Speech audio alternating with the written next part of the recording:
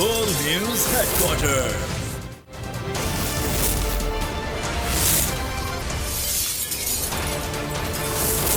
Full News Headquarters. अस्सलामुअलैकुम। बोल news में कहते हैं आपको खुशामदीद। मैं हूं आपके साथ रमशा साजर। मैं हूं सोनिया शेख और मैं हूं अफशीन कुरैशी। हेडलाइंस आपने जानी, बुलेटिन की टॉप स्टोरीज में आज शामिल करेंगे। नया बेंच, पुराना केस। हुकूमत इलेक्शन से खौफजदा। बिल सेनेट से भी मंजूर। रेफरेंस वापस लेने का हुक्म। डॉक्टर भी गैर महफूज। और भारतीय पंजाब में बड़ा क्रैकडाउन। बुलेटिन का आगाज करेंगे। सबसे पहले आपको बताएंगे पाकिस्तान खुद मुख्तार मुल्क है, अपने फैसले खुद कर सकता है। अमरीकी महकमा खारजा के नायब तर्जुमान वेदांत पटेल की प्रेस कॉन्फ्रेंस। जमहूरियत सरबराही कॉन्फ्रेंस से पाकिस्तान की अदम शिरकत पर सवाल पर जवाब दिया कि बहुत अफसोस है कि पाकिस्तान कॉन्फ्रेंस में शिरकत नहीं कर रहा। अदम शिरकत का फैसला अमरीका के ताल्लुकात मुतासिर नहीं करेगा। पाकिस्तान और अमरीका बेशुमार मामलात पर राब्ता जारी करते हैं। पाकिस्तान से जमहूरी इंसानी हुकूक, मजहबी आज़ादी पर राब्ते जारी रहेंगे। पाकिस्तान के साथ सिक्योरिटी मामलात पर भी अहम शराकत दारी है। पाकिस्तान और भारत से ताल्लुकात अपनी अपनी जगह पर कायम हैं। दोनों ममालिक से ताल्लुकात में कोई सफर जमा की तजवीज़ नहीं। सुप्रीम कोर्ट में पंजाब और केपी के इलेक्शन के इल्तवा का केस। बेंच टूटने के बावजूद केस समाअत के लिए मुकर्रर। समाअत आज सुबह 11:30 बजे दोबारा होगी और गुज़िश्ता रोज जस्टिस अमीनुद्दीन की मुआज़रत के बाद केस की समाअत करने वाला बेंच टूट गया था। नया बेंच आज केस की समाअत करेगा। कौन सा बेंच समाअत करेगा, ये फैसला भी आज ही होगा। पंजाब और केपी में इलेक्शन, केस की समाअत में नया मोड़। सुप्रीम कोर्ट में पंजाब और खैबर पख्तूनख्वा के इंतखाबात से मुतालिक केस की समाअत आज फिर होगी। सुप्रीम कोर्ट ने कहा कि जस्टिस अमीनुद्दीन की माजरत के बाद नया बेंच समाअत करेगा। कौन सा बेंच समाअत करेगा, इसका फैसला भी आज ही होगा। गुज़श्ता रोज इलेक्शन के इल्तवा के खिलाफ तहरीक इंसाफ की दरख्वास्त पर केस की समाअत करने वाला लार्जर बेंच टूट गया था। चीफ जस्टिस ऑफ पाकिस्तान की सरबराही में सुप्रीम कोर्ट का 5 रुकनी लार्जर बेंच समाअत कर रहा था। लार्जर बेंच में justice Ijazul Ahsan, justice Munib Akhtar, justice Aminuddin Khan और जस्टिस जमाल खान मंदुखेल भी शामिल थे। 5 रुकनी बेंच जब समाअत के लिए आया तो चीफ जस्टिस ने कहा कि जस्टिस अमीनुद्दीन खान कुछ कहना चाहते हैं। इस मौके पर जस्टिस अमीनुद्दीन ने कहा कि जस्टिस काजी फाइज ईसा के फैसले के तनाजुर में केस सुनने से मुआज़रत करता हूँ। जस्टिस अमीनुद्दीन की मुआज़रत के बाद बेंच के दीगर अराकीन भी उठकर चले गए थे। केस की दोबारा समाअत आज सुबह 11:30 बजे होगी। बेंच से कोई फर्क नहीं पड़ता, इंतखाबात आइन के मुताबिक होंगे या नहीं। चेयरमैन पीटीआई इमरान खान का ट्वीट लिखा, हमने पंजाब और खैबर पख्तूनख्वा की असम्बलियां तहलील करने से कबल आला तरीन आइन माहिरीन से मुशावरत की थी। सबकी मुकर्रर राय थी कि 90 रोज में इलेक्शन कराने की आइन शिक से इनहराफ नहीं किया जा सकता। इम्पोर्टेड हुकूमत इलेक्शन से इतनी खौफजदा है कि आइन और कानून की हुक्मरानी को तबाह करने के लिए भी तैयार है। इमरान खान ने मजीद लिखा कि दस्तूर के मुख्तलिफ शिकों को अपने लिए काबिल अमल जबकि दीगर को नाकाबिल निफाज करार देकर दरअसल ये गिरोह पाकिस्तान के असास पर हमलावर है।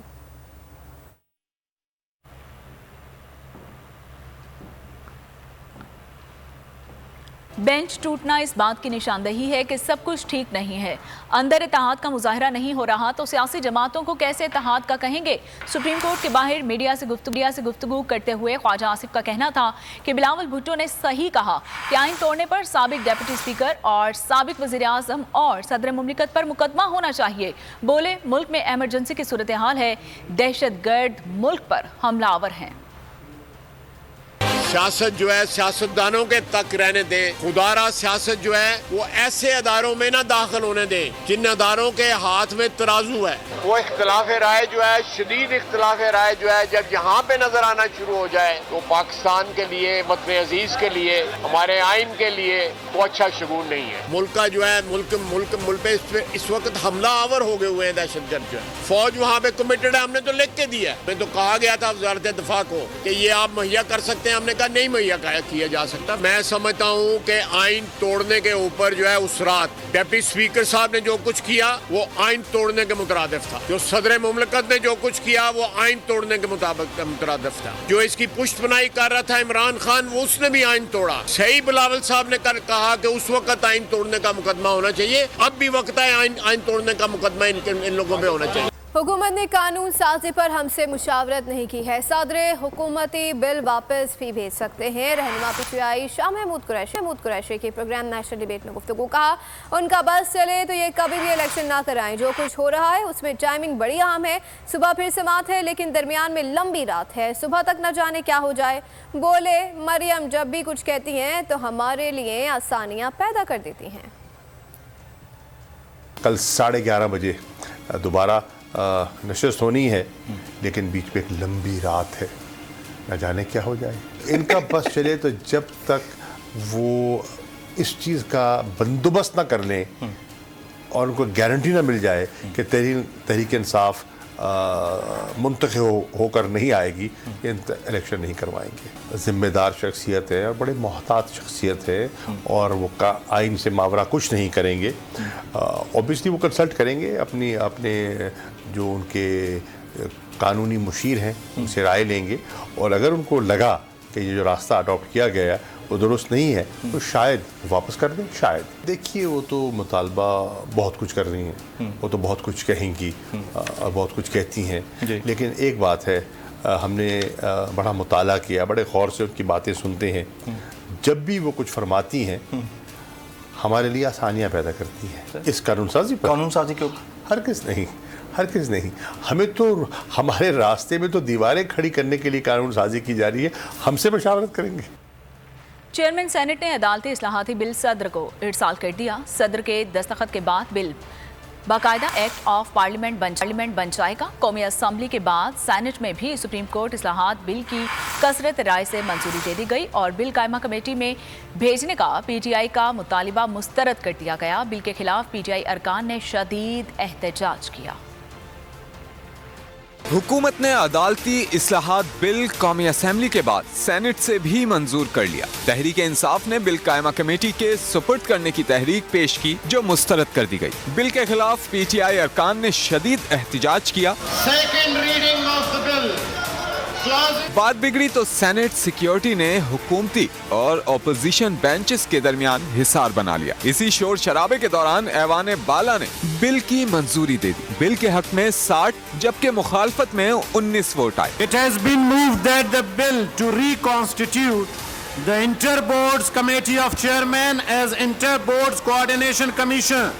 The Inter-Board Coordination Commission Bill 2023 be passed. वजीर कानून आजम नजीर तारड़ ने कहा कि ऐसे केसेस पर सो मोटो लिए गए कि लोगों ने दांतों तले उंगलियां दबा ली। सुप्रीम कोर्ट के अंदर से आवाजें उठने लगी कि ये फर्द वाहिद का इख्तियार नहीं होना चाहिए। वजीर आजम ने ट्वीट किया कि बिल पास होने से सुप्रीम कोर्ट बतौर इदारा मजबूत होगा। चेयरमैन सेनेट ने अदालती इस्लाहात बिल सदर को अरसाल कर दिया। सदर मुमलिकत के दस्तखत के बाद बिल बाकायदा एक्ट ऑफ पार्लियामेंट बन जाएगा। मुल्क के आइन को शहबाज सरकार से खतरा है, इंतखाबात के जरिए ही मुल्क आगे बढ़ सकता है।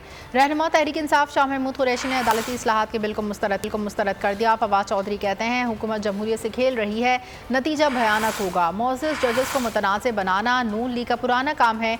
असद उमर ने कहा किसी को शक नहीं कि हुकूमती इक़दामात के नतीजे में जमहूरियत डीरेल हो सकती है।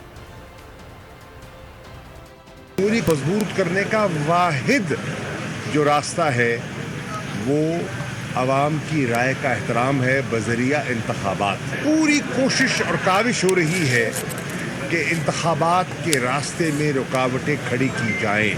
हम हर उस एफर्ट को जो सुप्रीम कोर्ट को बतौर इदारा नुकसान पहुंचाएगी, हम हर उस एफर्ट को जो चीफ जस्टिस के ओहदे की तकरीब में कभी करेगी, हम उसके खिलाफ सीना सफर होंगे। अदालतों के अहकामात को रद्दी की टोकरी के तौर पे उड़ाया जा रहा है। आज आप देखिए हसन न्याजी की जमानत हुई कराची में, 15 मिनट के बाद उसके ऊपर एक और केस कर दिया गया। आइन मुकद्दम है सबके लिए। तहरीक इंसाफ हर लिहाज से आइन के दिफा के लिए आइन के साथ खड़ी है, और अगर सुप्रीम कोर्ट के अंदर कोई उनके ऊपर दबाव डालने की कोशिश की जा रही है, कोई उनके अंदर तफर्रुका पैदा करने की कोशिश की जा रही है, हम सख्त तरीन उसकी मजम्मत करते हैं। कौम अदलिया के साथ, सुप्रीम कोर्ट के साथ खड़ी है। जो भी फैसला उनका आएगा वो हम उसको सपोर्ट करेंगे और उम्मीद यही रखेंगे, क्योंकि ये वाहिद रास्ता है पाकिस्तान को बहरान से निकालने का। अदालतों को ब्लैकमेल करना, अदलिया पर अलगार करना हमेशा से नून लीग का वतीरा रहा है। अब भी इस्लाहात के नाम पर अदलिया पर हमला किया गया। इकदाम अपने केसेस को बचाने और अपनी लीडरशिप के लिए रास्ता साफ करने की खातिर उठाया गया। साबिक स्पीकर कौमी असम्बली असद कैसर की बोर्ड न्यूज़ के प्रोग्राम ऐसा नहीं चलेगा में गुफ्तगू कहा कि इस हुकूमत ने मुल्क को माशी तौर पर तबाह और बर्बाद कर दिया। ये जितनी कानून साजी कर लें, इनकी जगह आवाम में ख़त्म हो रही है। रहा है कि हमेशा अदालतों के ऊपर उनके हमले रहे हैं, अदालतों को ब्लैकमेल करना कि ये कानून साजी, ये अदलिया रिफॉर्म नहीं कर रही है, अदलिया पर हमला कर रहे हैं। जो अभी उन्होंने किया है तो उन्होंने डायरेक्ट अदालत के ऊपर एक हमला किया है, बल्कि अपने केसेस को बचाने के लिए और अपनी लीडरशिप के लिए रास्ता निकालने के लिए कर रहे हैं। इनका ये ख्याल है कि नवाज शरीफ आ जाएगा और इसको कोई रिस्क्यू कर लेगा तो ये कमी है। 10 नवाज शरीफ भी आ जाए तो इसकी रिकवरी नहीं हो सकती।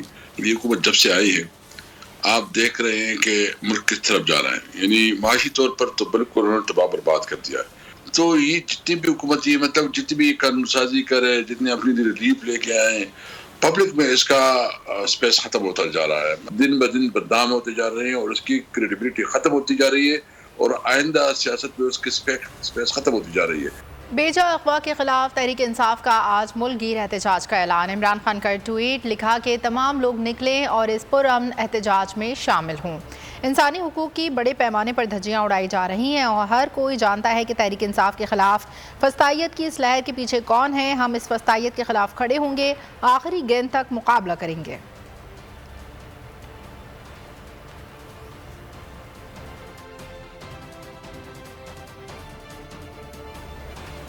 नजर आ रहा है सामने लिखा हुआ है जुल्म मिटने के लिए। 2 चीजों से मिटेगा भाई। एक, अदल की कुर्सी पे जो लोग बैठते हैं ना, वो अदल के हिसाब से फैसले करने लगे। दूसरा, कौम निकल खड़ी हो जुल्म के खिलाफ, तो जुल्म खत्म हो जाएगा। या इन दोनों में से कोई एक चीज हो जाए या दोनों हो जाए। अगर 420 का मुकदमा था, उस वक्त अदलिया में जो लोग बैठे हुए केस देख रहे थे वो पूछते ना, यार चीट हुआ कौन है?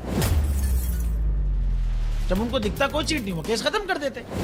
तो जालिम जुल्म कर ही नहीं पाता। 9 जजेस ने नोट बिफोर किया मेरे केस को, यार 1.5 साल चला।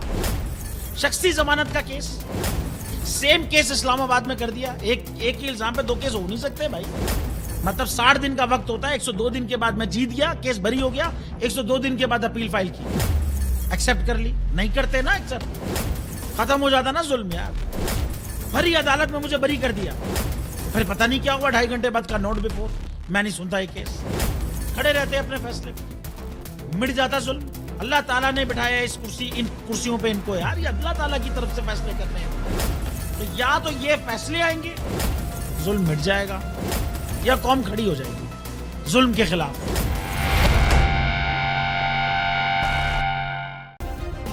सब्सक्राइब करें और बेल दबाएं ताकि कोई खबर रह न जाए।